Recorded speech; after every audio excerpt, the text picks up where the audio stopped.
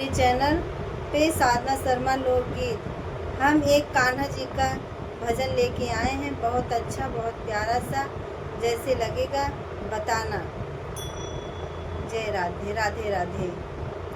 सबके विपत दिहा टारी, हमार काहे भूल्या मुरारी।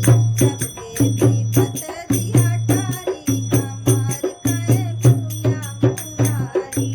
सबके विपत